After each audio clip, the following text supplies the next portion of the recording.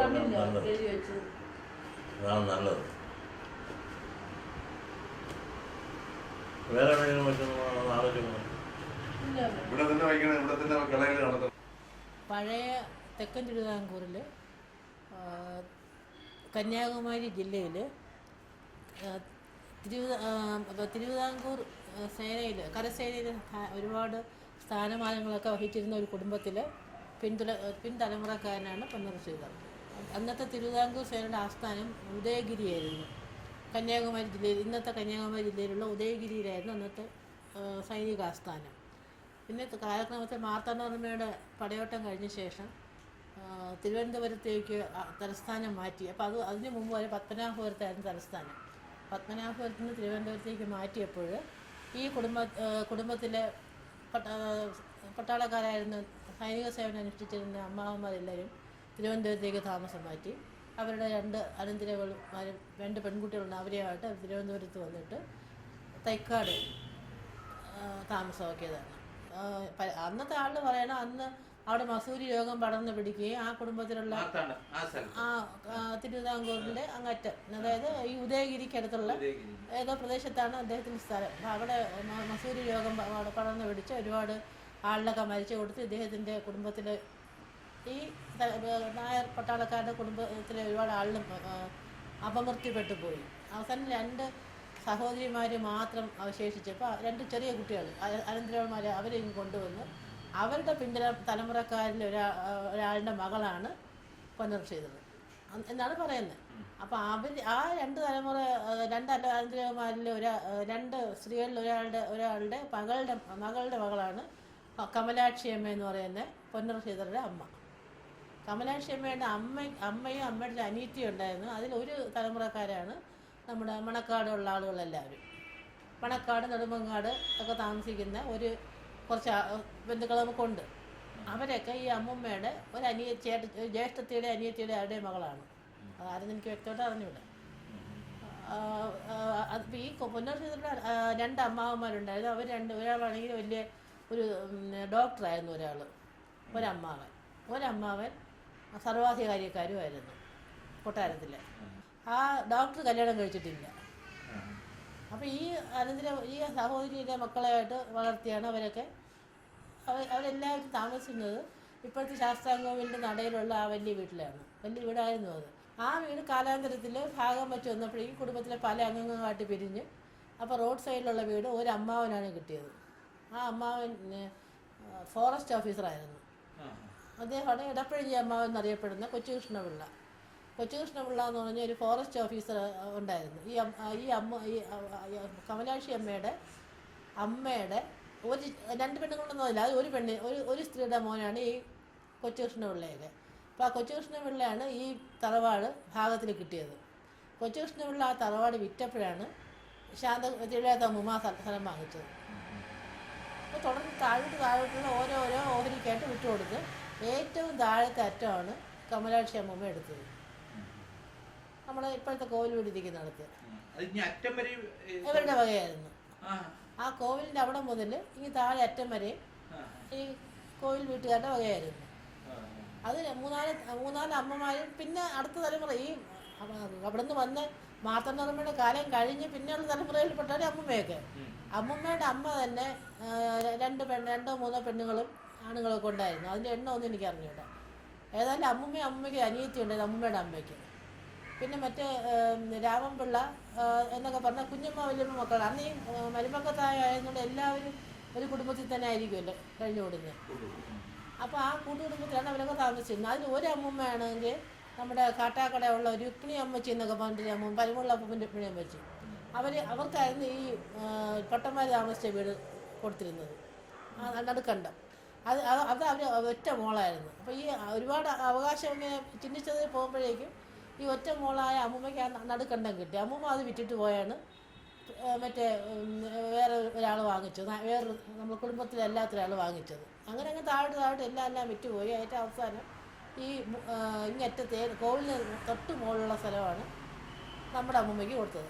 അതിന് കാരണം ഉണ്ടായത് അപ്പൂപ്പൻ വലിയ പണക്കാരനായിരുന്നു. കാട്ടാക്കട പൊന്നറ വീട്ടിലെ ഏറ്റവും വലിയ പണക്കാരനായിരുന്നു. അമ്മൂമ്മയ്ക്കായിട്ട് താമസിക്കാൻ പ്രത്യേകം വീട് വെച്ചു. അന്ന് അങ്ങനെയൊന്നും പതിവില്ല.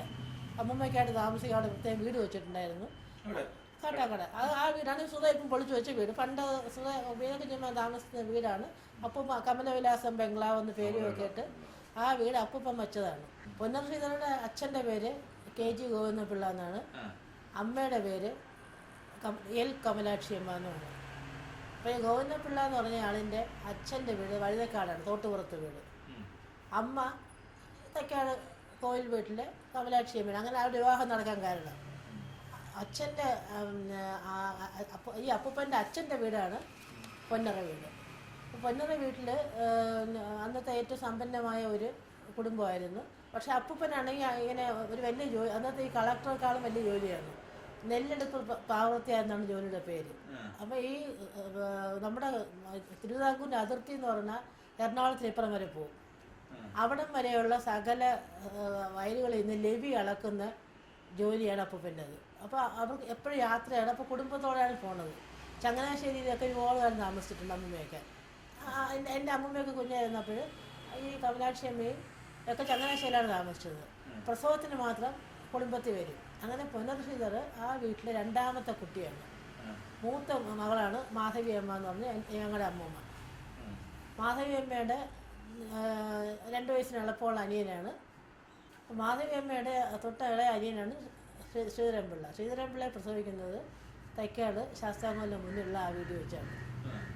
ആ വീട് ലോട്ടറി ഓഫീസറിൻ്റെ വീട്ടിലാണ് പ്രസവിച്ചത്. അന്നത്തെ പ്രസവം എന്ന് പറഞ്ഞ സ്ഥലം അവിടെയല്ല, ഈ അകത്തെ വീടാണ്.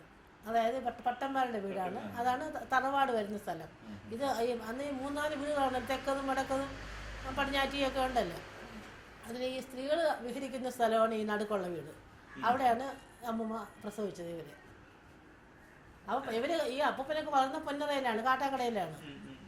1075 ആണ്ട് കന്നി മാസത്തിലെ കേട്ട നക്ഷത്രമായിരുന്നു. അപ്പോൾ ആൺകുട്ടിയാണ്. ഭയങ്കര സന്തോഷമായിട്ടെല്ലാവരും ഇരുന്നു. അങ്ങനെ വടകോട്ട് ആശാന്മാരെന്നൊരു ആശാന്മാരാണ് ജാതകം കുറിക്കാൻ വരുന്നത് നമ്മുടെ കുടുംബത്തിൽ. ഈ കോലു വീട്ടിൽ കുടുംബത്തിലും പൊന്നറ കുടുംബത്തിലും ഒക്കെ ഉള്ള അവർ സമൂഹത്തിലെ വലിയ ഉയർന്ന ആളുകളാണ് ഇവിടുത്തെ അന്നത്തെ ഉദ്യോഗസ്ഥന്മാരൊക്കെയാണ്. അപ്പൂപ്പനും അതേപോലെ ഉദ്യോഗസ്ഥനാണ്. അമ്മാവന്മാരും ഒക്കെ ഉദ്യോഗസ്ഥരും ജാതകം കുറിപ്പിക്കാനായിട്ട് വടകോട്ട് ആശാൻ എന്ന് പറഞ്ഞാൽ അത് കാട്ടാക്കട നേരിട്ടുള്ള ഇന്നും അവരുടെ തലമുറയുള്ളതെന്ന് പറയുന്നത്. വടകോട്ട് ആശാന്മാരാണ് വന്ന് ജാതകം കുറിച്ചപ്പോഴേക്കും ജാതകത്തിൽ കാണുന്നത് വളരെ ഉന്നത നിലയിൽ പേര് കേട്ട ആളായിത്തീരും. പക്ഷേ കാരാഗൃഹവാസം ഉണ്ടായിരുന്നു ജാതകത്തിലുടനീളം. അപ്പോൾ എല്ലാം അമ്മൂമ്മ അങ്ങ് നിലവിളിക്കുന്നത്. അന്ന് ഈ സ്വാതന്ത്ര്യ സമരമൊന്നും ഇവിടെ ഇങ്ങോട്ട് വന്നിട്ടില്ല.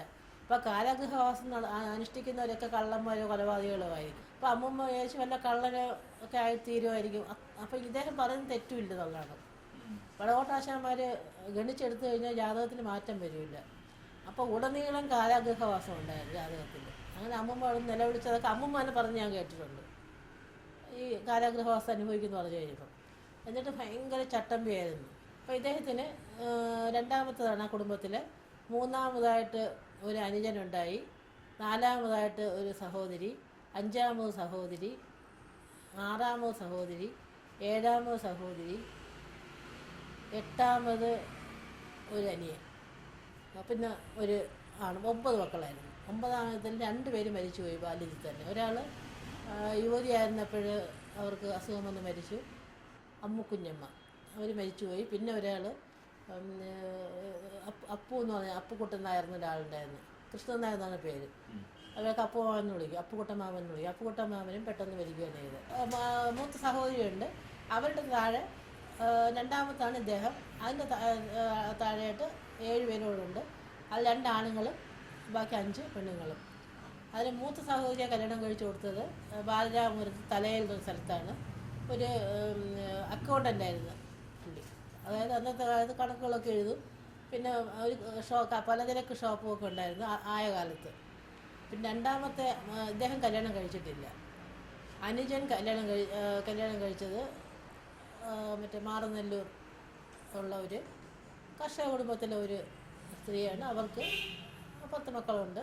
പാറു കുട്ടിയമ്മ, അവർ കാട്ടാക്കട പൊന്നറ വീട്ടിലാണ് താമസിച്ചിരുന്നത്. ആ അമ്മൂമ്മയുടെ ഭർത്താവ് ഇവർക്ക് തന്നെ ഒരു സ്കൂളുണ്ടായിരുന്നു കാട്ടാക്കട. ആ സ്കൂൾ ഇന്നും ഉണ്ട്.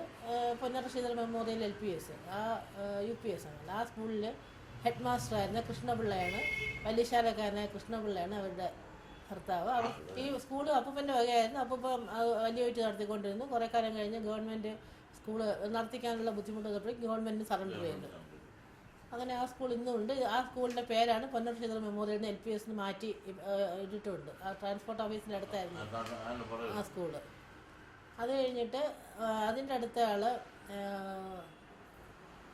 വലിയശാലക്കാരനായ വേലപ്പൻ പിള്ളയാണ് കല്യാണം കഴിച്ചത്. ഫോട്ടോ സ്റ്റുഡിയോ ആയിരുന്നു. അവർ തിരുവല്ലയിലൊക്കെ താമസിച്ച്. ശാരദാമ്മ എന്നാണ് ആ സഹോദരിയുടെ പേര്. അതിൻ്റെ അടുത്താണ് ദേവകി കുട്ടിയമ്മയെ കല്യാണം കഴിച്ചിരിക്കുന്നത് വാമനപുരം നെല്ലിനാട് കൃഷ്ണപിള്ള സാറാണ്. സർവേ സൂപ്രണ്ടായിരുന്നു. കൃഷ്ണപിള്ള സാറിൻ്റെ സ്കൂളായിരുന്നു ആദ്യം. പിന്നെ കാലക്രമേണ ഗവൺമെൻറ് സർവീസ് ജോലി കിട്ടി, സർവീസ് സ്കൂളിൽ ജോലി കിട്ടി. അത് പുറത്തേക്ക് കൊണ്ടുപോയി. അദ്ദേഹത്തിൻ്റെ ഭാര്യയാണ് ദേവകി കുട്ടിയമ്മ. അവർക്കും എത്ര മക്കൾ? 5-6 മക്കളല്ലേ. അത് കഴിഞ്ഞിട്ട് ഏറ്റവും ഇളയാളാണ് ഗൗരിക്കുട്ടിയമ്മയെ കല്യാണം കഴിച്ചിരിക്കുന്നത് വാമനപുരത്ത് നെല്ലിനാട് തന്നെയുള്ള ഒരു കർഷക പ്രമാണിയായ ഗോവിന്ദക്കുറുപ്പാണ്. ഗോവിന്ദക്കുറുപ്പിന് അവർക്ക് 5-6 മക്കളുണ്ട്. ഏറ്റവും ഇളയ കൃഷ്ണൻ നായർ അകാല നിര്യാണം അടഞ്ഞു. ഇതിനിടയിലുള്ള ഒരു അമ്മുക്കുട്ടിയമ്മയും ചെറുപ്പത്തിൽ തന്നെ മരിച്ചുപോയി. ഇതാണ് ഫാമിലിയിലുള്ള ബാക്ക്ഗ്രൗണ്ട്, ആ സഹോദരങ്ങളുടെ ഇത്. പിന്നെ വിദ്യാഭ്യാസ യോഗ്യത. ശരിക്കും പഠനം തുടങ്ങിയത് കുടിപ്പള്ളിക്കൂടത്തിൽ പഠിച്ചു. ഈ ചങ്ങനാശ്ശേരിയിലാണ് വാസു തുടങ്ങിയത്. തിരുവനന്തപുരത്ത് നോർമൽ സ്കൂൾ, ഇന്നത്തെ മോഡൽ സ്കൂളിൻ്റെ അന്നത്തെ പേര് നോർമൽ സ്കൂൾ എന്നായിരുന്നു. ഈ നോർമൽ സ്കൂളിലാണ് അന്ന് പ്രാഥമിക വിദ്യാഭ്യാസം LPS പഠിച്ചത്.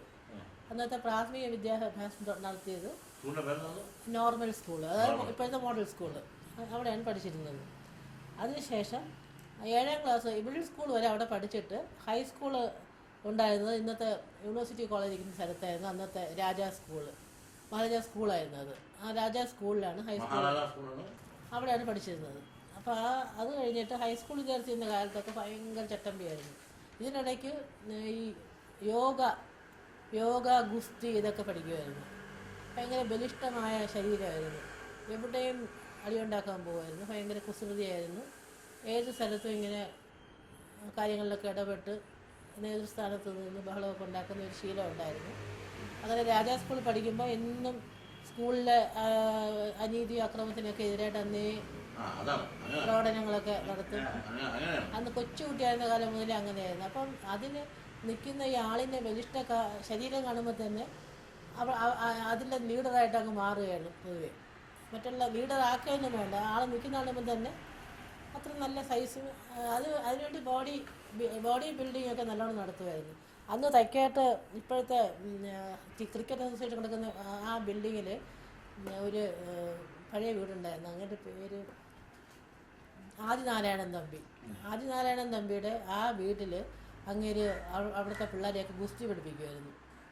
ഗുസ്തിക്കാരും മറ്റേ ബോഡി ബിൽഡേഴ്സും ഒക്കെ അവിടെ താമസിച്ച് അവിടെയുള്ള ആളുകളെയൊക്കെ കുട്ടികളെയൊക്കെ വിളിച്ച് ഗുസ്തി പഠിക്കും. ഇപ്പോൾ ഇദ്ദേഹവും പോകും അവിടെ ഗുസ്തി പഠിക്കാൻ. അത് വളരെ ഒരു ശീലമായിട്ട് എക്സസൈസൊക്കെ ചെയ്ത് ശരീരം വളരെ ബലവത്താക്കി വെച്ചിട്ടുണ്ടായിരുന്നു. എന്നിട്ട് ഈ സ്കൂളിൽ പോയി കഴിഞ്ഞാൽ അവിടെ ഇങ്ങനെ എന്തെങ്കിലും ബഹളമൊക്കെ ആവശ്യമില്ല. അന്ന് ഈ ഫായ്പമാരെ പഠിപ്പിക്കാനൊക്കെ വരുന്നത്.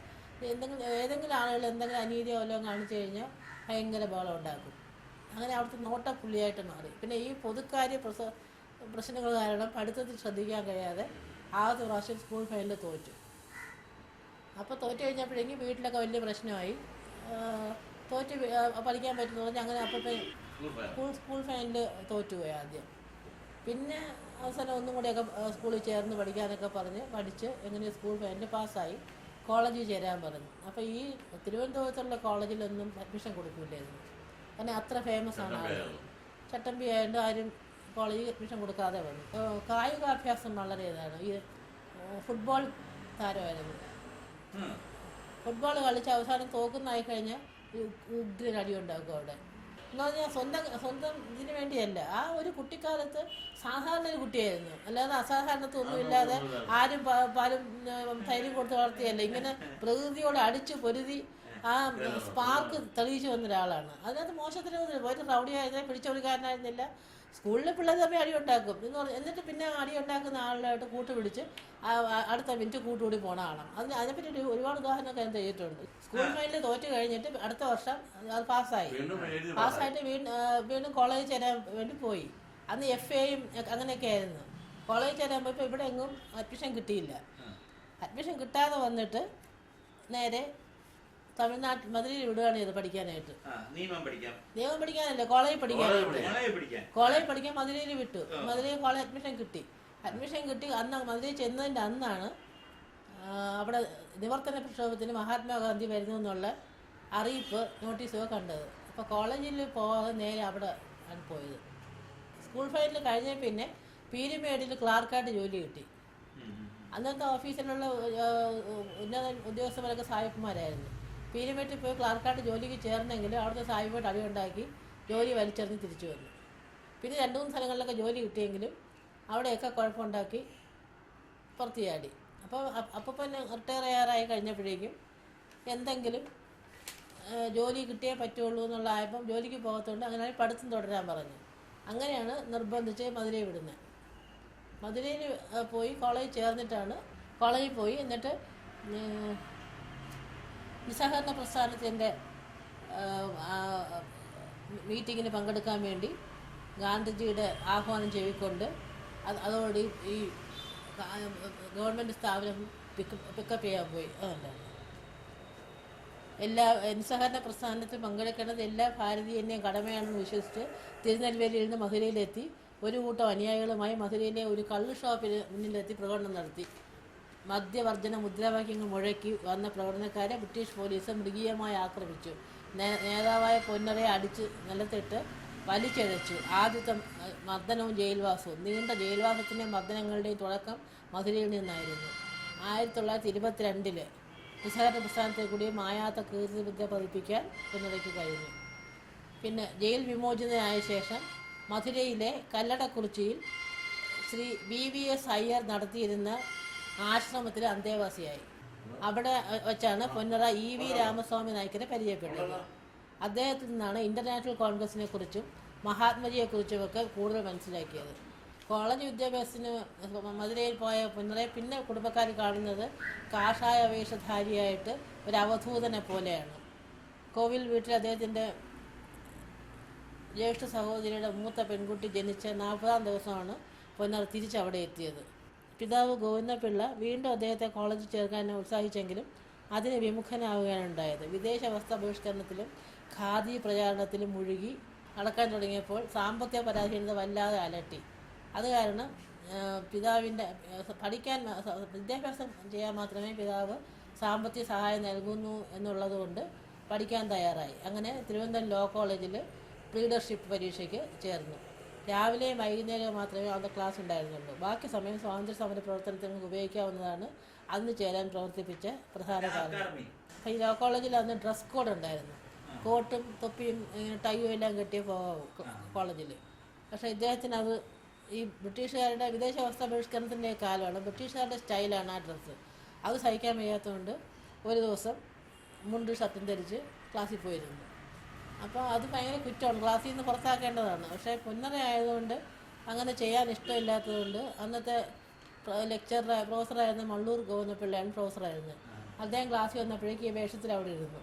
അപ്പോൾ ഒന്നും പറയാതെ നിശബ്ദനായിരുന്നിട്ട് ക്ലാസ് എടുത്തിട്ട് ഇറങ്ങിപ്പോകാനൊന്നും പറഞ്ഞില്ല, ഇറങ്ങിപ്പോയി. പിന്നെ ഇത് കണ്ടപ്പോൾ വേറെ ഓരോ ആളുകൾ ആ വേഷം കെട്ടി വരാൻ തുടങ്ങി, വേഷം മാറി വരാൻ തുടങ്ങി. അങ്ങനെ അവിടുത്തെ ഡ്രസ് കോഡിനെ ബ്രേക്ക് ചെയ്യാനും പൊന്നറയ്ക്ക് കഴിഞ്ഞു. അന്നത്തെ കാലത്ത് ഇന്ത്യൻ നാഷണൽ കോൺഗ്രസിൻ്റെ തിരുവനന്തപുരത്തെ ശാഖ ആദ്യമായിട്ട് ഇവിടെ സ്ഥാപിക്കാൻ മുൻകൈയെടുത്ത് പ്രവർത്തിച്ച ആളാണ് പൊന്നറ. പഴയ തിരുവിതാംകൂറിൽ തിരുവനന്തപുരത്ത് മാത്രമേ ശാഖ ഉണ്ടായിരുന്നുള്ളൂ ഇന്ത്യൻ നാഷണൽ കോൺഗ്രസ്സിന്. ബാക്കി ഉള്ളതൊക്കെ പ്രദേശ് കോൺഗ്രസ് കമ്മിറ്റിയുടെ കീഴിലാണ് അത് പ്രവർത്തിച്ചിരുന്നത് അന്നത്തെ. അല്ല, വിദ്യാഭ്യാസം കംപ്ലീറ്റ് ആക്കുന്നതിന് മുമ്പ് തന്നെ സമരങ്ങൾ തുടങ്ങിക്കഴിഞ്ഞു. 1924 വൈക്കം സത്യാഗ്രഹം. അതിനെ ഇതിനിടെ കൂടെ അവിടെ പങ്കെടുക്കാൻ പോയി. വൈക്കം സത്യാഗ്രഹത്തിന് പോയി. അവിടെ TK മാധവനും K അയ്യപ്പനും അതിൻ്റെ കൂടെ ക്ഷേത്രത്തിലേക്ക് ഒരു ഘോഷയാത്ര നടത്തിയിരുന്നു. അതായത് വൈക്കത്തെ അമ്പലത്തിന് ആർക്കും പൊക്കൂടാ, ഈ താഴ്ന്ന ജാതിക്കാർക്ക്. അതിനെതിരായിട്ടുള്ള സമരമായിരുന്നു. അങ്ങനെ ഇവിടുന്ന് ഒരു ജാഥയായിട്ട് എൻ പി കുരുക്കളും എന്നൊരു സേനാനി ഉണ്ടായിരുന്നു. എൻ പി കുരുക്കളും പൊന്നൂർ ശ്രീധരനും കൂടെ 20ഓളം പേരോളം അടങ്ങുന്ന ജാഥ ഇവിടുന്ന് നയിച്ച് വൈക്കത്ത് പോയി അതിൽ പങ്കെടുത്തു. പോലീസ് ഒഴിച്ച് തടഞ്ഞെങ്കിലും അവിടുന്ന് പോലീസിന് പിടികൊടുക്കാതെ ഓടി സത്യാഗ്രഹത്തിൽ പങ്കെടുത്തു. പിന്നെ അവിടെ എത്തിയപ്പോഴാണ് പതാക സത്യാഗ്രഹം എന്നൊരു ബോംബെ നടക്കാൻ പോകണമെന്ന് അറിഞ്ഞത്. അപ്പോൾ അതിനു വേണ്ടി അവിടുന്ന് നേരെ നാഗ്പൂരിൽ പോയി പതാക സത്യാഗ്രഹത്തിൽ പങ്കെടുക്കുക. അങ്ങനെ അതിലും പങ്കെടുത്തിട്ടുണ്ട്. ഇതൊക്കെ ഈ പഠിച്ചുകൊണ്ടിരിക്കുന്ന കാലത്താണ് ഈ സംഭവമൊക്കെ. പിന്നെ അവിടെ കുറച്ച് ദിവസം അറസ്റ്റ് ചെയ്ത് പതാകയിൽ പങ്കെടുത്തപ്പോൾ അവിടുന്ന് അറസ്റ്റ് ചെയ്ത് ജയിലിലിട്ടിരുന്നു നാഗ്പൂരിൽ. അപ്പോൾ അവിടുന്ന് പിന്നെ വിട്ട് കഴിഞ്ഞപ്പോഴേക്കും നേരെ ഡൽഹിയിൽ പോയിട്ട് അവിടെ നിന്നാണ് ബെൽഗാമിൽ വെച്ച് കോൺഗ്രസിൻ്റെ മീറ്റിംഗ് നടക്കുന്നത്. നേരെ ബെൽഗാമിലേക്ക് പോയി. അങ്ങനെ ബെൽഗാമിൽ ചെന്ന് അതിലും പങ്കെടുത്തു, അന്നത്തെ മീറ്റിങ്ങിലും പങ്കെടുത്തു. അപ്പോൾ ഈ മഹാത്മാഗാന്ധിയുടെ പിന്നിൽ ആശയങ്ങൾ വിശ്വസിച്ചിരുന്നെങ്കിലും കംപ്ലീറ്റ് ആയിട്ട് അത് ഉൾക്കൊള്ളാൻ കഴിഞ്ഞിരുന്നില്ല. അശാന്തമായിരുന്ന മനസ്സെന്നാണ്. ഇങ്ങനെ ഒരുപാട് പുസ്തകങ്ങളൊക്കെ വായിച്ച് കമ്മ്യൂണിസവും സോഷ്യലിസവും ഒക്കെ അങ്ങ് വായിച്ച് ഇത്രയും ശാന്തതയോടുകൂടി മഹാത്മാഗാന്ധിയുടെ ശാന്തമായ ഐഡിയ മാത്രം പോരാന്നൊരു തോന്നലിൽ ആണ് എപ്പോഴും ഇങ്ങനെ ഒരു ഇടതുപക്ഷ ചിന്താഗതിയായിരുന്നു അന്നും. അപ്പോൾ ഇഷ്ടംപോലെ പുസ്തകങ്ങൾ സോഷ്യലിസവും കമ്മ്യൂണിസവും ഒക്കെ ധാരാളം വായിച്ചു ഇടതുപക്ഷ ചിന്താഗതിയുള്ള ഒരു കോൺഗ്രസ് പ്രവർത്തനമായിട്ട് മാത്രമേ പുന്നറയെ കാണാൻ പറ്റുള്ളൂ.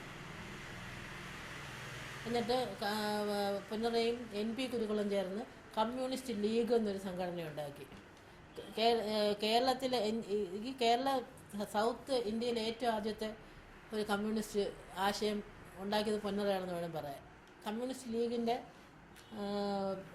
പിൽക്കാലം യൂത്ത് ലീഗായിട്ട് മാറി.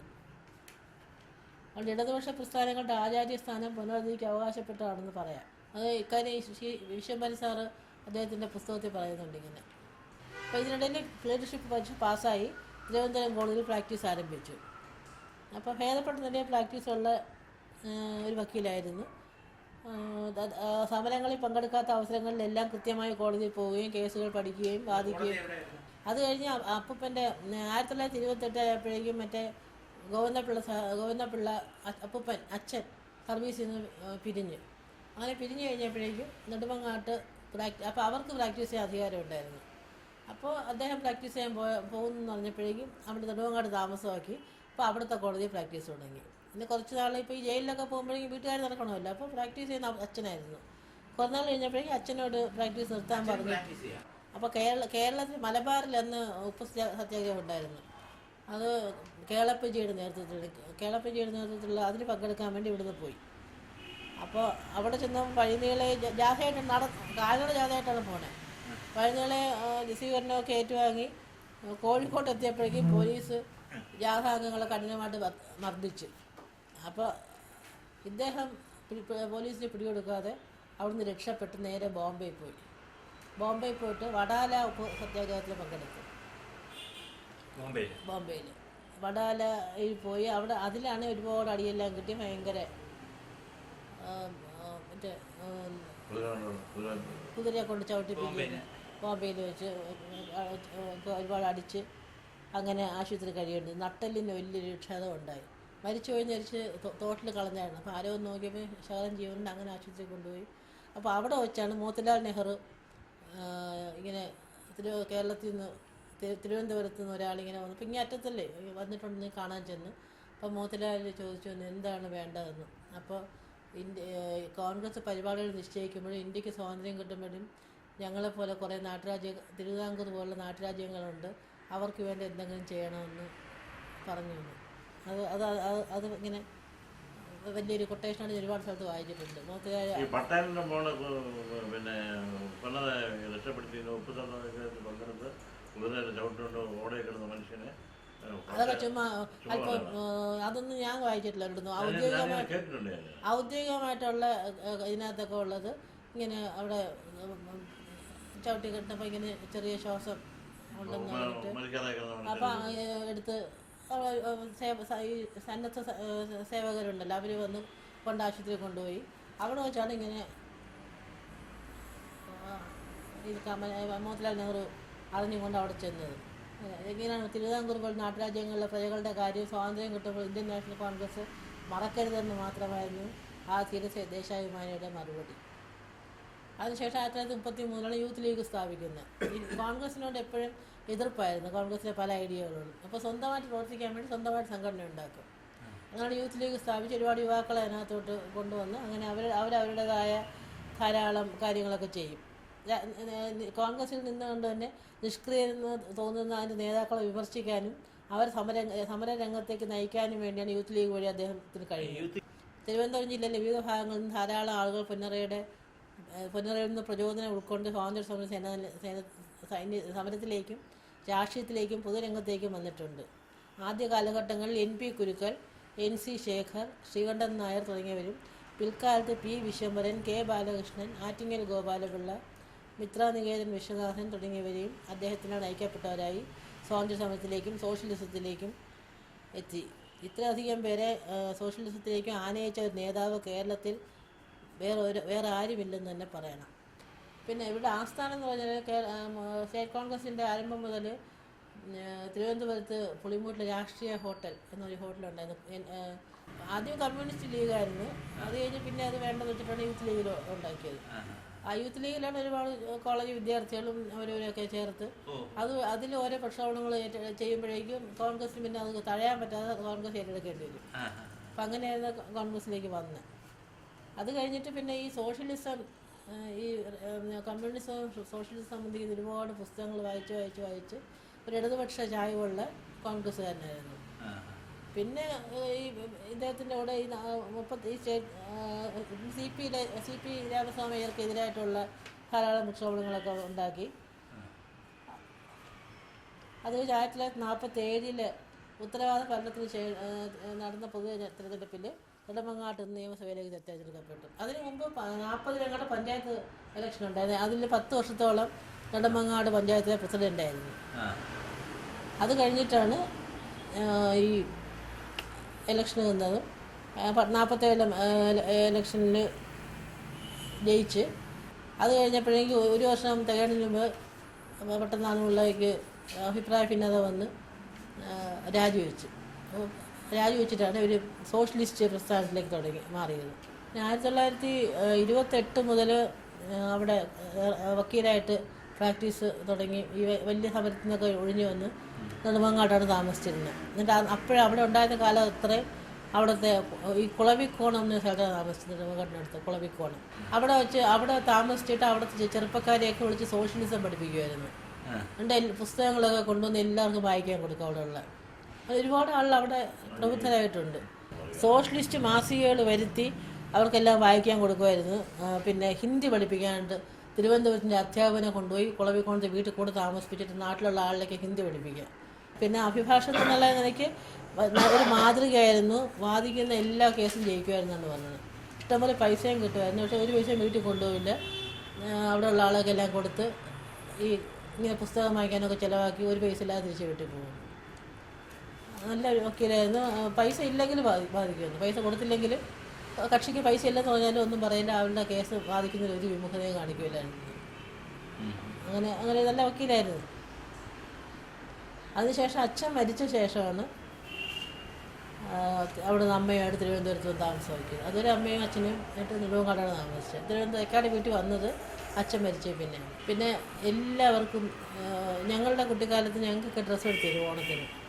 അമ്മാവൻ എന്നുള്ള നിലയ്ക്ക് പഴയ ഒരു കുടുംബക്കാരനവരുടെ എല്ലാ സ്നേഹവും ദേഷ്യവും എല്ലാം കാണിക്കുമായിരുന്നു.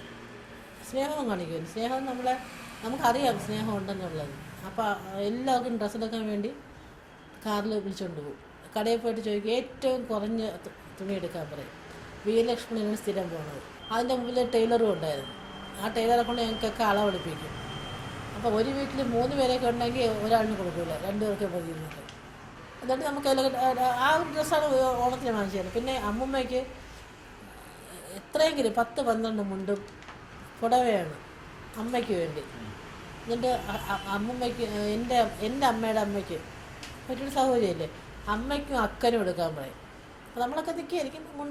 ഡബിൾ മുണ്ട്, ഈ ഇരട്ട പുടവ എടുത്ത് തോർത്തും നേരിതുമൊക്കെ എടുത്തിട്ട് എൻ്റെ അമ്മമ്മയ്ക്കും കൊച്ചുപോറ്റിയുടെ ഭാര്യയ്ക്കും, ഗോപിയുടെ ഭാര്യ എന്ന് പറഞ്ഞാൽ ഉണ്ണിയുടെ ഒക്കെ അമ്മ, ഗോപിയുടെ ഭാര്യയ്ക്കും അക്കനും എടുക്കാൻ പറയും അവിടെ കാട്ടാക്കട. ഞങ്ങളല്ല, എന്നെ മാത്രം, ബാക്കി ആരോട് കാണില്ല. എല്ലാവരും എൻ്റെ വീടുകളിൽ പോകും, എന്നെ കൂടെ കൊണ്ടുപോകും. ഓണത്തിന് ഉച്ചയ്ക്ക് ഉണ്ടും കഴിഞ്ഞ് ഇറങ്ങിക്കഴിഞ്ഞ് കാറിൽ കാട്ടാക്കട മൊത്തം കറങ്ങും, എല്ലായിടത്തും പോയി പഴയ കൂട്ടുകാരെല്ലാം കണ്ട് പഴയ എല്ലാ വീടുകളിലും കയറി.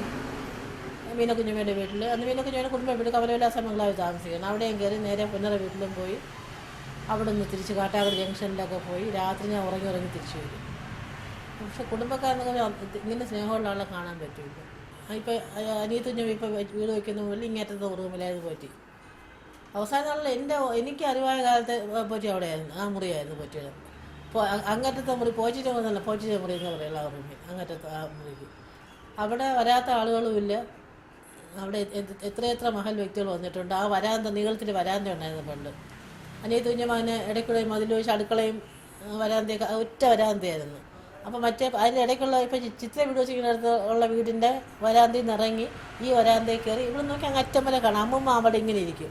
അമ്മൂമ്മ എന്ന് പറഞ്ഞാൽ അമ്മൂമ്മയ്ക്ക് ഒരു ക്യൂൻ വിക്ടോറിയയ്ക്ക് കിട്ടുന്ന അത്രയും പരിഗണനയായിരുന്നു അവിടെ ഉണ്ടായിരുന്നു. രാജ്ഞിയുടെ പരിവേഷമായിരുന്നു അന്ന്. അമ്മൂമ്മ പറഞ്ഞാൽ നടക്കാത്ത ഒരു കാര്യമില്ല. അമ്മൂമ്മ വിചാരിച്ചാൽ നമ്മളെ കുട്ടികൾ പോലും അങ്ങനെയാണ്. അമ്മൂമ്മയുടെ എതിരായിട്ട് ആരെങ്കിലും സംസാരിച്ചിട്ട് ഒരേ ഒരു വ്യക്തിയേ ഉള്ളൂ ലോകത്ത്, അത് അപ്പുചേട്ടനായിരുന്നു. ബാക്കി എല്ലാം അമ്മൂമ്മ പറയുന്നതാണ് എല്ലാവരും കേൾക്കുന്നത്, ഈ പോറ്റ് പോലും.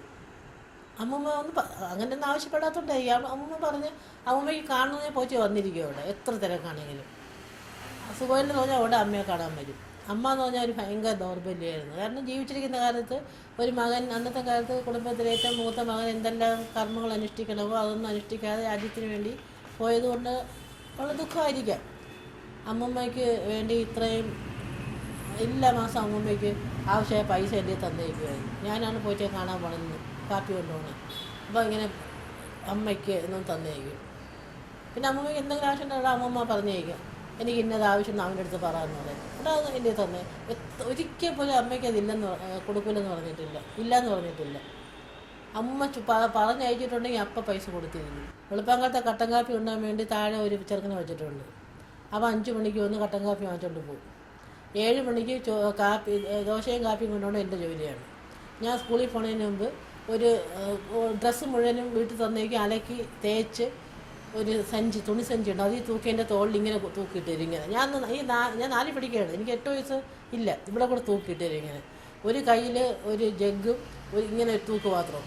ഈ ജഗ്ഗ് ഞാൻ ഇങ്ങനെ പിടിച്ചേക്കും. ഞാൻ രാവിലെ പോകും, 7 മണിക്ക് എന്നെ വിളിച്ചു നിർത്തി ഇത് തന്നു വിടും. ഞാൻ അവിടെ കൊണ്ടുപോയി കൊടുക്കുമ്പോൾ 7:30 അസംബ്ലി. ഞാൻ ഇവിടുന്ന് എൻ്റെ കൊച്ചു കാല് വെച്ച് നടന്ന് അങ്ങ് എത്തുമ്പോഴേക്കും ചിലപ്പോൾ 7:30 പോച്ചിങ്ങനെ ദേഷ്യപ്പെട്ട് ഇങ്ങനെ തുള്ളി ഉറഞ്ഞിങ്ങനെ നിൽക്കും. അങ്ങ് കൊണ്ട് നിറച്ച ആളും കാണും അവിടെ. ഈ കക്ഷികളൊക്കെ മറ്റേ MLA അസംബ്ലി ഒരുപാട് ആളുകൾ വരുമല്ലോ, അവരൊക്കെ വെളിയിൽ ഇങ്ങനെ കസേര വെച്ചിരിക്കും. ഞാൻ ഇവിടുന്ന് ചെല്ലുമ്പോൾ തന്നെ ചാടി വന്ന് എന്നെ അടിക്കാൻ പോകുമ്പോൾ വരും. ഞാൻ എന്നെ വലിച്ചോണ്ട് കഴിക്കില്ല, എന്നെ കൂടെ വലിച്ച് ആ കാറ് കഴി കോലിടെ കൊണ്ട് അവർക്ക് വിട്ടങ്ങ് പോകും, താമസിച്ചു പോകണമെങ്കിൽ. ചില ദിവസങ്ങളിൽ നല്ല സ്നേഹമായിരിക്കും, നല്ലോണം കഴിച്ച് കാപ്പിയൊക്കെ കുടിച്ചിട്ട് വിടും അങ്ങനെ. പക്ഷെ വീട്ടിലെ ഭക്ഷണം നിർബന്ധമായിരുന്നു, അങ്ങനെ എല്ലാ ദിവസവും കൊണ്ടുപോകണമായിരുന്നു. ഉച്ചയ്ക്ക് അവിടെ ഉണ്ടെങ്കിൽ പറഞ്ഞേക്കും. ഞാൻ ചെല്ലുമ്പോൾ പറയും ഉച്ചയ്ക്ക് അവിടെ കാണുമെന്ന് ചോദിക്കും. അവധി ദിവസങ്ങളിൽ കാണുമെന്ന് പറയും. അങ്ങനെ ഉണ്ടെങ്കിൽ ചോറ് കൊടുത്തേക്കണം. പിന്നെ രാത്രി ആകുമ്പോഴേക്കും കഞ്ഞിയാണ് കഴിക്കുന്നത്, അത് കൊടുത്തേക്കും. കഞ്ഞി ശകലം ബാക്കിയുണ്ടെങ്കിൽ അത് കളയില്ല, അത് വച്ചേക്കും. അത് നിറയെ അത് കഞ്ഞിയുണ്ട്, അതെടുത്ത് വീട്ടിൽ കൊണ്ടുപോയി കൊടുക്കാവും. നോക്കുമ്പോൾ എത്ര കഞ്ഞിയായിരിക്കും അടച്ചു വെച്ചിരിക്കുകയാണ്. ആഹാര സാധനം കളയാൻ പാടില്ലെന്നാണ് പറയണം. ഭയങ്കര അക്കാര്യത്തിലൊക്കെ ഭയങ്കര നിഷ്ഠയായിരുന്നു.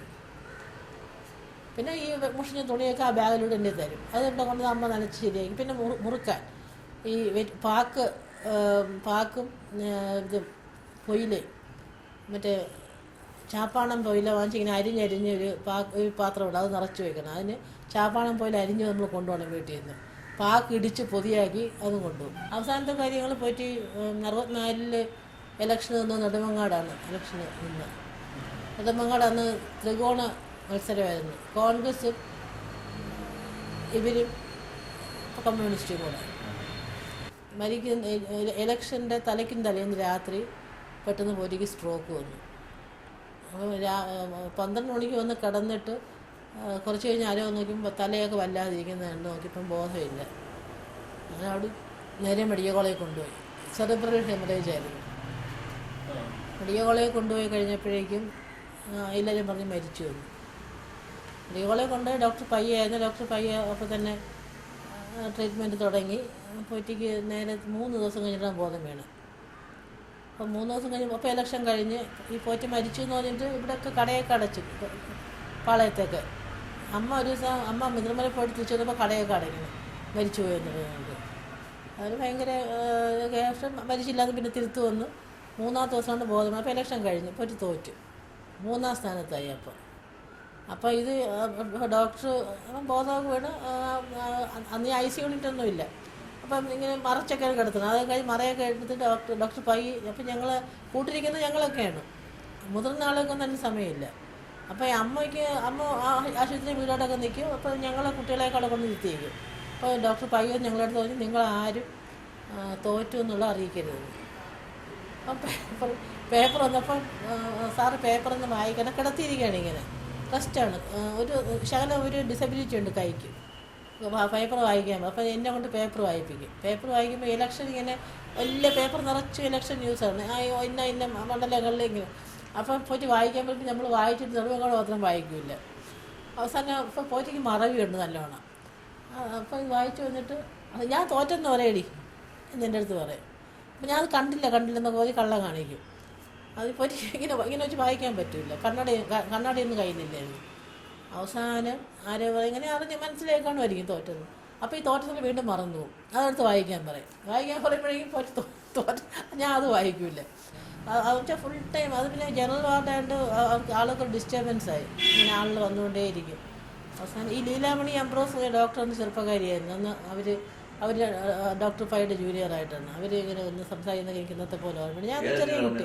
അങ്ങനെ ഹോസ്പിറ്റലായിരുന്നു. ഹോസ്പിറ്റലിൽ നിന്നൊക്കെ നോക്കി അവർ കുറേ ദിവസം കഴിഞ്ഞപ്പോഴേക്കും പോറ്റിക്ക് കൈക്ക് ഒരു ഭയങ്കര വേദനയായിരുന്നു, കൈ പൊങ്ങില്ലായിരുന്നു. ബാക്കി കടക്കാനൊക്കെ പറ്റും, കുഴപ്പമൊന്നുമില്ല. അങ്ങനെ ഡിസ്ചാർജ് ചെയ്ത് വീട്ടിൽ കൊണ്ടുവന്നിട്ട് പിന്നെ ഇന്ന് ലൈറ്റ് അടിക്കാനായിട്ട് ആശുപത്രിയിൽ കൊണ്ടുപോയിരുന്നു ഈ കൈക്ക്.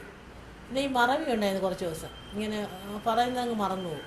അപ്പോൾ ഒരു ദിവസം ഇങ്ങനെ കാല് ചിറക്കി മുറിക്കകത്തങ്ങ് വീണു. ഈ തല കയറി അലമാരി തട്ടി. അതിനുശേഷം നല്ല ഓർമ്മ വന്നു. അതിനുശേഷം ഈ മറവി അങ്ങ് കുറഞ്ഞു. പിന്നെ ഓർമ്മയുണ്ട് കൈ പൊങ്ങാതെ വന്നപ്പോൾ കുറേ ദിവസം കൊണ്ട് ലൈറ്റൊക്കെ അടിച്ച് കഴിഞ്ഞിട്ട് പിന്നെ ലൈറ്റ് അടിക്കാൻ അന്നൊക്കെ ആണെങ്കിൽ സാമ്പത്തികമായിട്ട് ചില പ്രശ്നങ്ങളൊക്കെ ഉണ്ടായിരുന്നു. അപ്പോൾ ഈ ഇലക്ഷൻ നടന്നിട്ട് ഭൂരിപക്ഷം കിട്ടാതെ അത് പിന്നെ പ്രസിഡൻറ്റ് ഭരിക്കുകയൊക്കെ ചെയ്യുന്ന സമയമായിരുന്നപ്പോഴും പിന്നെ പോറ്റിക്ക് ആശുപത്രിയിൽ പോകാനൊക്കെ ഒരുപാട് ചിലവൊക്കെ ആയിരുന്നു. അങ്ങനെയൊക്കെ വന്നു കഴിഞ്ഞ് പിന്നെ ആയുർവേദ സുബ്ബയ്യ, സെൻട്രൽ തിയേറ്റർ സുബ്ബയ്യാണ് കാർ അയച്ചു തരുന്നത്. അപ്പം സുബ്ബയ്യ കാർ അയച്ചു തരുമ്പോൾ കാറ് വന്നു കഴിയുമ്പോൾ നമ്മൾ കുട്ടികളും അമ്മയും കൂടെ, എൻ്റെ അമ്മയും ഞങ്ങൾ പിള്ളേരും എല്ലാം കൂടെ കാറിൽ കയറി മെഡിക്കൽ കോളേജിൻ്റെ അവിടെ ഇപ്പോഴത്തെ ആ OP കിടക്കുന്നിടത്തായിരുന്നു അന്നത്തെ ഈ ചൂട് വയ്ക്കുന്ന സ്ഥലം, ലൈറ്റ് അടിക്കുന്ന സ്ഥലം. അവിടെ കൊണ്ടുപോയി പോയിട്ട് ലൈറ്റ് അടിപ്പിച്ചിട്ട് തിരിച്ച് അമ്മയെ കൊണ്ടുവന്ന് ആയുർവേദ കോളേജിൻ്റെ അമ്മയുടെ ഓഫീസ് അവിടെ കൊണ്ട് അമ്മയെ ഇറക്കിയിട്ട് ഞങ്ങൾ പോറ്റിയെ കൊണ്ട് വീട്ടിൽ പോകും. എന്നിട്ട് പോറ്റിക്ക് ഉള്ള പുസ്തകങ്ങളും അതൊക്കെ വഴിയിൽ നിർത്തി വാങ്ങിക്കും. ഈ ലെൻഡിങ് ലൈബ്രറിയിൽ നിന്ന് കുറേ മാസികകളും ബുക്കുകളും ഒക്കെ വാങ്ങിച്ച് വീട്ടിൽ കൊണ്ടുപോയി വായിച്ചുകൊണ്ടൊക്കെ ഇരിക്കും. പിന്നെ കുറേ ദിവസം കഴിഞ്ഞപ്പോഴേക്കും പറഞ്ഞ് വെളിയിൽ പോകാൻ തുടങ്ങി. ഇപ്പോൾ ഷർട്ടിടാൻ പറ്റില്ല, ഇങ്ങനെ ഒരു കാശ്മീർ സാൽവ ഉണ്ട്, അത് വെച്ച് മൂടി അവിടെ പോയി കരിക്കോട്ടയ്ക്ക് ബസ്സിൽ പോയിട്ട് ഈ കുട്ടികൾ ആരെങ്കിലും രണ്ടുപേരും കാണും, ചിത്രമായിയോ അല്ലെങ്കിൽ ഞാനോ മിന്നോ ആരെങ്കിലുമൊക്കെ കൂടെ പോകും. അവിടെ ചെന്നിട്ട് അവിടെ ഞങ്ങളെ തിയേറ്ററിൽ കയറ്റിയിരുത്തും, സിനിമ തിയേറ്ററിൽ. പോയിട്ട് വെളിയിരിക്കും. അവിടെ ഒരുപാട് ആളിലോട്ട് സംസാരിച്ചൊക്കെ ഇരുന്നിട്ട് കുറേ കഴിയുമ്പോൾ ചിലപ്പോൾ അങ്ങനെ കാറിൽ കൊണ്ടുവിടും, അല്ലെങ്കിൽ നമ്മൾ അടുത്ത ബസ്സിൽ കയറി കരിക്കോട്ടൻ ബസ്സിൽ കയറി വീട്ടിൽ വരും. അങ്ങനെ കുറേ നാൾ കഴിഞ്ഞപ്പോൾ ഈ കൈക്ക് വേദന ഭയങ്കരമായിട്ട് കൂടിയപ്പോൾ ആയുർവേദ കോളേജിൽ അഡ്മിറ്റ് ചെയ്യുന്ന ആയുർവേദ കോളേജിലെ ഡോക്ടർ ചന്ദ്രശേഖരൻ മരിച്ചു പോയി. അങ്ങനെ പറഞ്ഞ് അങ്ങനെ അവിടെ കൊണ്ട് അഡ്മിറ്റ് ചെയ്ത് അവിടെ കിടക്കുമ്പോഴാണ് മരിക്കുന്നത്. അവിടെ 3-4 മാസം കിടന്നു. 3-4 മാസം കൊണ്ട് പിഴിച്ചിലൊക്കെ നിർത്തി. അപ്പോൾ ഞാൻ ദിവസം വൈകിട്ട് ഞാൻ 10ൽ പഠിക്കുകയാണ്, SLCക്കാണ്. അപ്പോൾ ഇതുപോലെ ഒരു ഫെബ്രുവരി എനിക്ക് മോളുടെ എക്സാമിനേഷനാണ്. അപ്പോൾ ഞാൻ പോയപ്പോൾ എൻ്റെ അടുത്ത് പറഞ്ഞു, ഞാനൊരു പേന വാങ്ങിച്ചു വെച്ചിരുന്നു. അത് കുറച്ച് വില കൊടുത്തൊക്കെ ഉള്ള ചെറിയ പേന. അപ്പോൾ അത് പേന വാങ്ങിക്കാനാണ് പോണതെന്ന് പറഞ്ഞ് ഞാൻ അമ്മ എടുത്തപ്പോൾ പേന വാങ്ങിക്കണം, പരീക്ഷയാണ് 2 ദിവസം കഴിയും, പിറ്റേന്നങ്ങനെ പരീക്ഷ. പോയിട്ട് പേന എനിക്ക് തന്നു. പക്ഷേ ആ പേനയിൽ മഷി അധികം കയറില്ല, ഈ ഇങ്ങനെ പാർക്കർ പോലത്തെ ഇങ്ങനെ അതിനകത്ത് അങ്ങനെ മഷി കയറില്ല. എന്നാലും ഞാൻ വാങ്ങിച്ചു വെച്ചു.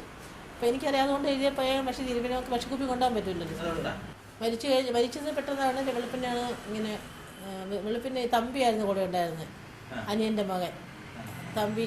എന്നെ രാത്രി കൂട്ടി എന്നുവെച്ചാൽ കുട്ടികളാണ് കൂട്ടിയിരിക്കുന്നത്. വേറെ അങ്ങനത്തെ അസുഖമൊന്നുമില്ല, നടക്കും. ഞാൻ തലേന്ന് പോയപ്പോൾ എനിക്ക് പരീക്ഷയാണ് പിറ്റേന്ന്. അപ്പോൾ പരീക്ഷ പിറ്റേന്ന് എനിക്കത് ഞായറാഴ്ച അങ്ങനെ തോന്നുന്നു, തിങ്കളാഴ്ച പരീക്ഷയാണ്.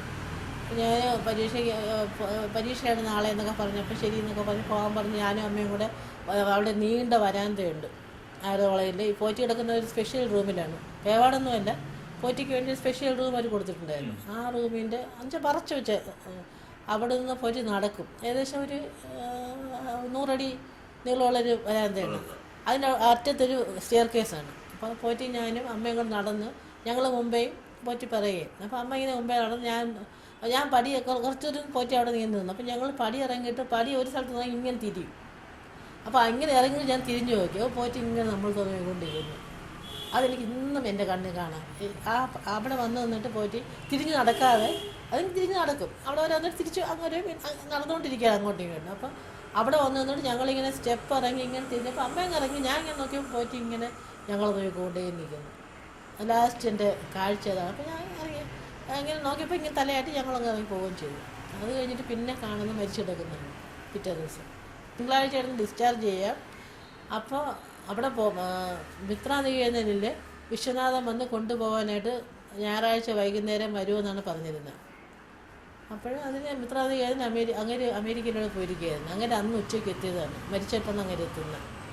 ഈ മിത്രാനികേതൻ വിശ്വനാഥൻ വന്ന് പറ്റിട്ട് പറഞ്ഞിരുന്നു അവിടെ പോകാം, അവിടെ ഈ പ്രകൃതി രമണീയമായ സ്ഥലമല്ലേ. അപ്പോൾ പിന്നെ പഴയ ആൾക്കാരൊക്കെ അവിടെ വരും, ഭയങ്കര നാച്ചുറലായിട്ടുള്ള ഒരുപാട് ഇതൊക്കെയുള്ള സ്ഥലമാണല്ലോ. അപ്പോൾ അങ്ങനെ കൊണ്ടുവന്ന് അത് എനിക്ക് ഹോസ്പിറ്റലൊന്ന് പറഞ്ഞിട്ടാണ് ഇങ്ങനെ വെളിയിൽ പോകുന്നത്. ഇങ്ങനെയൊക്കെ ഒരു അമേരിക്കയിൽ എന്താണെന്നൊരു പര്യടനം ഉണ്ടായിരുന്നു.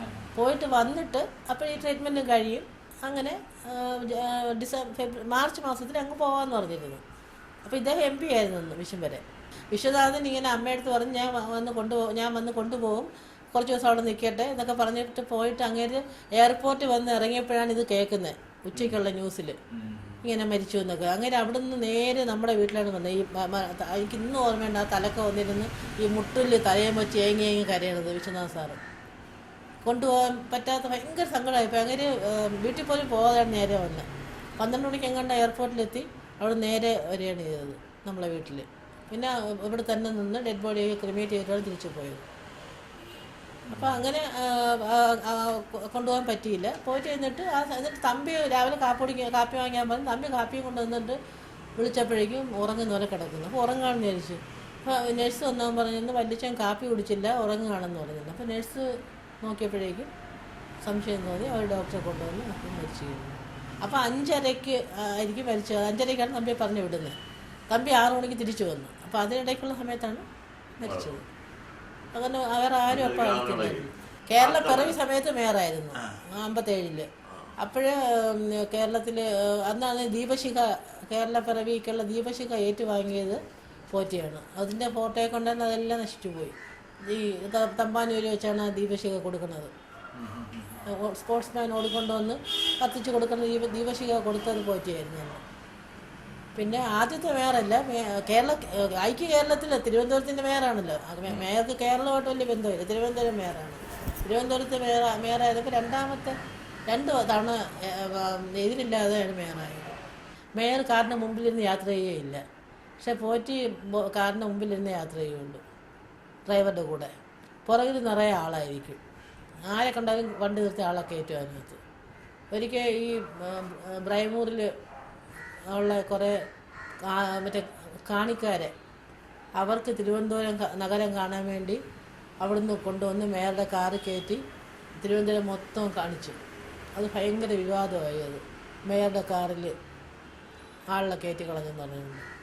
അവൻ പോറ്റി പറഞ്ഞു ഞാൻ അവർക്ക് തിരുവനന്തപുരം കാണാനുള്ള അവസരം ഞാൻ ഉണ്ടാക്കി കൊടുത്താണെന്ന്. എന്നൊന്നും പറഞ്ഞില്ല, എല്ലായിടവും കൊണ്ടുവന്ന് കാണിച്ചു കാറിൽ. പിന്നെ ഈ കാണിക്കാരെയൊക്കെ എല്ലാ കൊല്ലവും ഓണത്തിനോട്ട് ക്ഷണിക്കും, 4ാം ഓണത്തിന് അവരൊക്കെ വരും. അതൊന്ന് എല്ലാവരെയും അവിടെ നിരത്തിയിരുത്തി നമ്മളങ്ങനെ വിളമ്പി കൊടുക്കുന്നത്. ഈ ആഹാരം വിളമ്പാൻ ഞങ്ങളെ ശീലിപ്പിച്ച് അങ്ങനെയാണ്. ഇഞ്ചി മുതൽ അവിയൽ വരെയുള്ള മുറ തെറ്റാതെ വിളമ്പണം അവർക്ക്. പോയിട്ട് കൂടെ നിന്ന് അവരെ വിളമ്പിക്കുമായിരുന്നു ഈ കാണിക്കാർ. അവിടെ ഈ തൊട്ട് തീണ്ടലും അങ്ങനെ വേറെ ഇരുത്തി ആഹാരം കൊടുക്കലൊന്നുമില്ല. എല്ലാവരെയും അവിടെ ഒരുപോലെയാണ്. അതേപോലെ കല്യാണത്തിന് കോളനിക്കാരെ കുറിച്ച് അവർക്ക് പ്രത്യേകമായി ചോറ് വിളമ്പില്ല, പന്തലിരിച്ച് തന്നെ കൊടുക്കണമെന്നായിരുന്നു. അങ്ങനെയൊക്കെ ഒരുപാട് ഈ ഉച്ചനീചത്വം ഇല്ലാത്ത അന്നത്തെ സ്വന്തം ജീവിതത്തിലും അത് കാണിക്കുമായിരുന്നു. പിന്നെ കല്യാണം എന്നൊക്കെ പറഞ്ഞാൽ അത് ഭയങ്കര അതിൻ്റെ ഒരു ചേസ്റ്റിറ്റി, അതിൻ്റെ ആ പരിശുദ്ധിയും ആ പാവനതയൊക്കെ ഉണ്ട്. ആ ബന്ധങ്ങളിലൊക്കെ ഭയങ്കര ശ്രദ്ധയുണ്ട്. കല്യാണത്തിനെ കൂടെ നിന്ന് കല്യാണം നടത്തും. അങ്ങനെയൊക്കെ അനന്തരവളെയും മക്കളെയും അനന്തരവന്മാരെയൊക്കെ ഭയങ്കര കൃത്യമായിട്ട് ശ്രദ്ധിക്കുമായിരുന്നു. തല്ലിപ്പിള്ളകളായിട്ട് പോയവരുണ്ടെങ്കിൽ പോലും എല്ലാവർക്കും പേടിയായിരുന്നു. അങ്ങനെയൊക്കെ ഒരമ്മാവൻ എന്നുള്ളതിനൊക്കെ ഭയങ്കര വിജയമായിരുന്നു. നമ്മളിങ്ങനെ ഐഡിയലായിട്ടുള്ള അമ്മാവനായിരുന്നു. പിന്നെ മരിച്ചതിൻ്റെ അന്ന് ഇങ്ങനെ മരിച്ചു കഴിഞ്ഞിട്ട് വൈകുന്നേരമാണ് ഡെഡ് ബോഡി കൊണ്ടുപോയത്. കോർപ്പറേഷൻകാരെല്ലാം വന്ന് അവിടെ അങ്ങറ്റം ഇങ്ങറ്റം റോഡൊക്കെ വൃത്തിയാക്കി അത് കൊണ്ടുപോയി. എന്നിട്ട് ചിതാഭസ്മം കൊണ്ടുവന്ന് 16 കഴിഞ്ഞിട്ട് 17 അന്ന് കന്യാകുമാരി കൊണ്ടുപോയി നിമജ്ജനം ചെയ്തു. വെള്ളനാടിൻ്റെ അടുത്തുള്ള കിള്ളിയാറ്റിൽ വിശ്വനാഥ നിമജ്ജനം ചെയ്തു. വർക്കല ഭാവനാശത്തിൽ അങ്ങനെ പലരും കൊണ്ടുപോയി നിമജ്ജനം ചെയ്തു. ഉജ്ജ്വലമായ അധ്യായങ്ങൾ രചിച്ചിട്ടുള്ള ഒരു മഹാനാണ് പൊന്നറ ശ്രീധർ. അദ്ദേഹത്തെ ഇന്ന് എത്ര കണ്ട ആളുകൾ ബഹുമാനിക്കുന്നു എന്നെനിക്കറിയില്ല. അദ്ദേഹത്തിന് അർഹിക്കുന്ന പരിഗണനകൾ ഇന്നത്തെ ഭരണാധികാരി വർഗം നൽകുന്നുണ്ടോ അതും സംശയാസ്പദമാണ്. ജീവിതത്തിൽ ഇത്രയധികം ത്യാഗങ്ങൾ സഹിച്ചിട്ടുള്ള, രാജ്യത്തിന് വേണ്ടി നിരവധി പോരാട്ടങ്ങൾ നടത്തിയിട്ടുള്ള ഒരപൂർവ വ്യക്തിത്വമാണ് ശ്രീ പൊന്നറ ശ്രീധരൻ്റെ. അദ്ദേഹം സ്വന്തക്കാരെയോ ബന്ധക്കാരെയോ തന്നെയോ തിരിഞ്ഞു നോക്കാതെ ഭാവി ഒരു പ്രശ്നമല്ല, രാജ്യത്തിൻ്റെ സ്വാതന്ത്ര്യമാണ് പരമപ്രധാനം, അതിനുവേണ്ടി സഹിച്ചിട്ടുള്ള ത്യാഗങ്ങൾ, അതിനുവേണ്ടി ഏറ്റിട്ടുള്ള മർദ്ദനങ്ങൾ, അതെല്ലാം പഠനവിധേയമാക്കേണ്ടിയിരിക്കുന്നു. ഇങ്ങനെയും ഒരു മനുഷ്യൻ ഈ തിരുവിതാംകൂറിൽ ജീവിച്ചിരുന്നോ എന്ന് നമ്മുടെ തലമുറ അത്ഭുതപ്പെടുന്ന സന്ദർഭമാണ്. അദ്ദേഹത്തിൻ്റെ സമര ചരിത്രം ഇന്ത്യൻ സ്വാതന്ത്ര്യ സമരത്തിൻ്റെ ചരിത്രം കൂടിയാണ്. കേരളത്തിൽ നടന്നിട്ടുള്ള എല്ലാ സമരങ്ങളിലും, വൈക്കം സത്യാഗ്രഹത്തിലും ഇന്ത്യയിൽ നടന്നിട്ടുള്ള മറ്റ് സമരങ്ങളിലും, ഗാന്ധിജിയോടൊപ്പം ഉപ്പ് സത്യാഗ്രഹത്തിലും, അങ്ങനെ സമരങ്ങളുടെ ഒരു ഘോഷയാത്ര. എവിടെ സമരമുണ്ടോ അവിടെ പൊന്നറയുണ്ടായിരുന്നു എന്നാണ് പഴമക്കാർ പറഞ്ഞിട്ടുള്ളത്. ഈ അത്ഭുത മനുഷ്യനെ നമ്മുടെ തലമുറ അല്ലെങ്കിൽ നമ്മുടെ ഇന്നത്തെ ഭരണാധികാരികൾ വിസ്മരിക്കുന്നു എന്നുള്ളത് നമുക്ക് അക്ഷന്തവ്യമായ ഒരു അപരാധം തന്നെയാണ്. തിരുവനന്തപുരത്ത് ഹൈക്കോടതി ബെഞ്ച് സ്ഥാപിക്കണം എന്നാവശ്യപ്പെട്ടുകൊണ്ടുള്ള സമരത്തിന് 58 വർഷത്തെ ഒരു ചരിത്രമുണ്ട്. 1956 ശ്രീ പൊന്നറ ശ്രീധർ തിരുവനന്തപുരത്തിൻ്റെ മേയറായിരുന്നു. ആ കാലഘട്ടത്തിലാണ് ഹൈക്കോടതി ബെഞ്ചിൻ്റെ സമരം തുടങ്ങുന്നത്. അന്ന് നടന്ന സമരത്തിൽ മേയറുടെ ഔദ്യോഗിക വേഷമണിഞ്ഞുകൊണ്ട് സമരരംഗത്ത് ചാടിയ ശ്രീ പൊന്നറ ശ്രീധർ അദ്ദേഹത്തിനെ അറസ്റ്റ് ചെയ്യുകയും 30 ദിവസം ജയിലിൽ പാർപ്പിക്കുകയും ചെയ്തു എന്നുള്ളത് ഒരു അത്ഭുതമാണ്. അദ്ദേഹത്തോടൊപ്പം അന്ന് സമരത്തിൽ ഇന്ന് ജീവിച്ചിരിക്കുന്ന ശ്രീ പി വിശ്വംഭരൻ ഉണ്ടായിരുന്നു. അങ്ങനെ ഈ രാജ്യത്തിന് ത്യാഗോജ്വലമായ ഒരു ജീവിതം സമ്മാനിച്ചുകൊണ്ട് കാലയവനികയ്ക്കുള്ളിൽ മറഞ്ഞ അദ്ദേഹത്തിൻ്റെ ജീവചരിത്രം പഠനവിധേയമാക്കേണ്ടത് ഒരു ഭരണാധികാരികളുടെ അലംഘനീയമായ കടമയാണെന്ന് ഞാൻ വിശ്വസിക്കുന്നു.